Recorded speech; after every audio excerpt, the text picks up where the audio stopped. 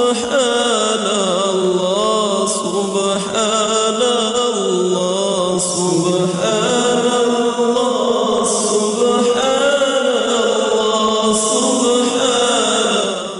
السلام علیکم ورحمۃ اللہ وبرکاتہ۔ پروگرام روشنی میں آپ کا میزبان حافظ محمد علی یزدانی آپ کی خدمت میں حاضر ہے۔ آج ہمارے ساتھ تشریف رکھتے ہیں حافظ حشام الہی ظہیر، فاضل مدینہ یونیورسٹی۔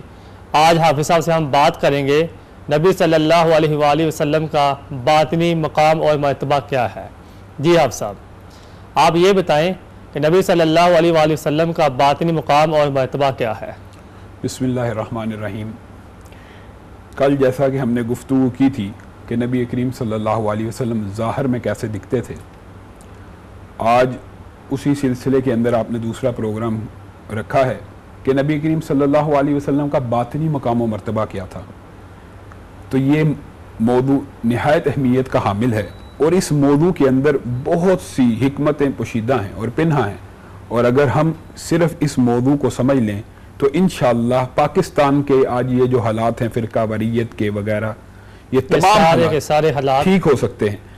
اس کی وجہ یہ ہے کہ قرآن پاک میں اللہ رب العزت نے ارشاد فرمایا سبحان الذی اسری بعبدہ لیلا من المسجد الحرام الی المسجد الاقصی الذی بارکنا حولہ لنریہ من آیاتنا۔ یہ جو آیت ہے اس کے اندر نبی کریم صلی اللہ علیہ وسلم کے اس عظیم سفر اور اس عظیم معراج کا ذکر ہے، اور اللہ رب العزت کتنی عجیب بات ہے، خود اس کا ذکر کر رہا ہے کہ سبحان الذی اسری بعبدہ لیلا من المسجد الحرام الی المسجد الاقصی۔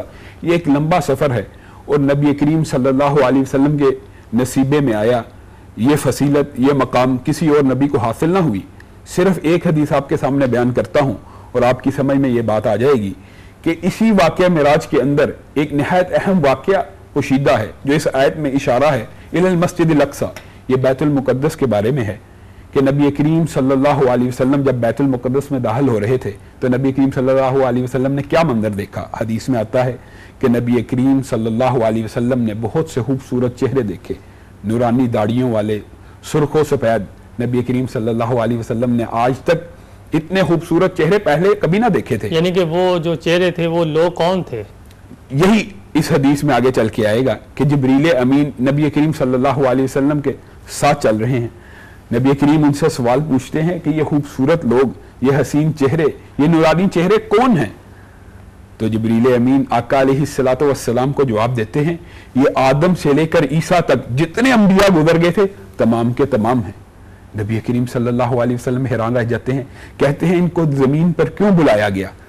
تو جبریل امین جواب میں دیتے ہیں ان کو زمین پہ نماز کو ادا کرنے کے لیے بلایا گیا۔ تو نبی کریم صلی اللہ علیہ وسلم جبریل امین سے پوچھتے ہیں یہ نماز کیوں نہیں پڑھے؟ جبریل امین کہتے ہیں ان کو اپنے امام کا انتظار ہے۔ ذرا دیکھیے اس حدیث کے اندر نبی کریم صلی اللہ علیہ وسلم کی کتنی شان و عظمت ہے، کیا شان و عظمت ہے۔ نبی کریم جبریل کو کہتے ہیں ان کے امام کہاں ہیں؟ تو جبریل جواب میں کیا کہتے ہیں؟ بولتے نہیں، نبی کریم صلی اللہ علیہ وسلم کے کاندھہ اقدس کو اپنے ہاتھوں سے پکڑتے ہیں اور ان کو 1,24,000 انبیاء کے مصلی امامت پر کھڑا کر دیتے ہیں۔ اس بات کے اوپر مہر تصدیق ثبت ہو جاتی ہے کہ نبی کریم صلی اللہ علیہ وسلم تمام انبیاء کے بھی امام ہیں، اور حقیقت کے اندر شب معراج کو نبی کریم صلی اللہ علیہ وسلم نے ان انبیاء کی امامت بھی کروائی۔ اب دیکھیے کس قدر افسوس کی بات ہے کہ نبی کریم صلی اللہ علیہ وسلم دنیا میں سب سے افضل ہستیاں کون سی ہوتی ہیں؟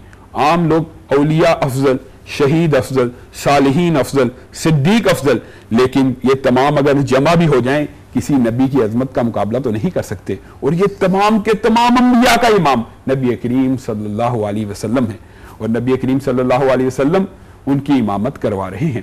اور اسی طرح ایک اور حدیث ہے جی، وہ قرآن پاک میں الفاظ ہیں، اللہ تعالیٰ اعلان کر رہے ہیں قُلْ یَا أَیُّهَا النَّاسُ إِنِّی رَسُولُ اللَّهِ إِلَیکُمْ جَمِیعًا۔ بالکل نبی کریم صلی آج اللہ علیہ وہ وسلم آئے ہیں کہ جو تمام جہانوں کے امام بن کر آئے ہیں۔ بالکل، یعنی کہ آپ صلی اللہ علیہ وسلم صرف عربیوں کے امام نہیں ہیں، اجمیوں کے نہیں ہیں، بالکل، یعنی کہ امریکہ کے رہنے والے لوگوں کے امام نہیں ہیں، UK کے رہنے والے لوگوں کے امام نہیں ہیں، پاکستانیوں کے امام نہیں ہیں، بلکہ اللہ نے اعلان فرما دیا قُلْ یَا أَیُّهَا النَّاسُ إِنِّی رَسُولُ اللَّهِ إِلَیکُمْ جَمِیعًا۔ کہ آج آپ سب آپ سے بات کریں گے ایک وقفے کے بعد۔